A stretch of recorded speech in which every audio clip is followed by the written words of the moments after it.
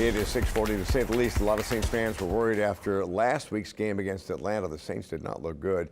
But on Sunday, the team was back, and there was nothing to be concerned about. The Saints dominated the Buccaneers on both sides of the ball to improve their record to 8-2.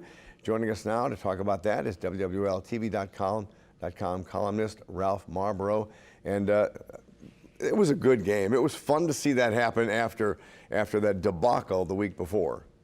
Well, it is. It was fun. And let me just start out by saying, if Sunday is the last time that as Saints fans we get to experience Jameis Winston in a Tampa Bay Bucs uniform, it was everything we've come to love about rooting against Jameis Winston. It was the complete Jameis Winston experience. The Saints looked like the Saints we've been used to seeing in 2019, and Winston, like most of America, believes Christmas season starts the moment we get to November, and he handed the Saints 4 nice holiday gifts, including one of those rare pick sixes the kids are all wanting this year. Yeah.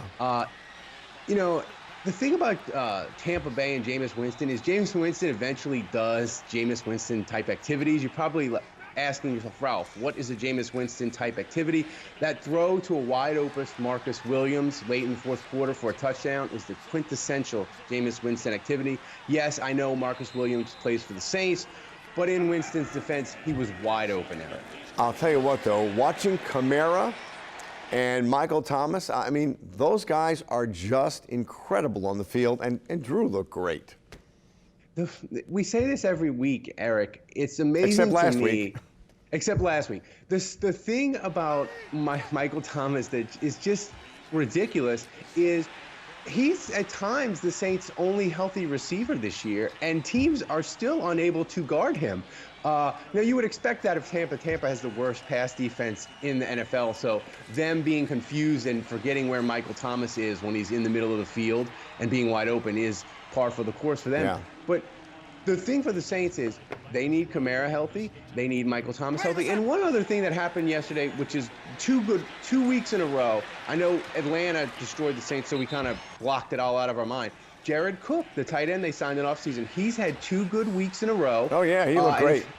And if he can be the third dependable guy for Drew to throw to, that'll be very big down the stretch for the Saints in these final six weeks as they battle in the really suddenly very, very challenging NFC. And the thing that amazes me about Kamara, every time I think he's going to get tackled, I don't know, somehow he manages to get away.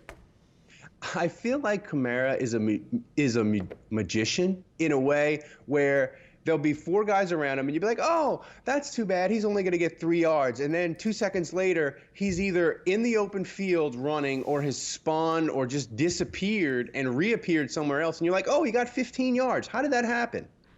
Yeah. And next week, we're looking for a game against Carolina. That should be a good one. Well, here's the fun part, Eric. Because of how bad the NFC South has become, if the Saints beat Carolina on Sunday and then beat Atlanta on Thanksgiving night, they will clinch the NFC South on Thanksgiving with a whole month to play in the season. Yeah. So it can be just a fantastic Saintsgiving on Thursday if they can hold up their end and beat the terrible Falcons like they weren't able to do Sunday. They can win. We can order our NFC South division T-shirts, and that'll be 3 straight division titles for the Saints. And, you keep on looking at the way LSU's playing and the way the Saints are playing, and it does seem like both teams could go all the way.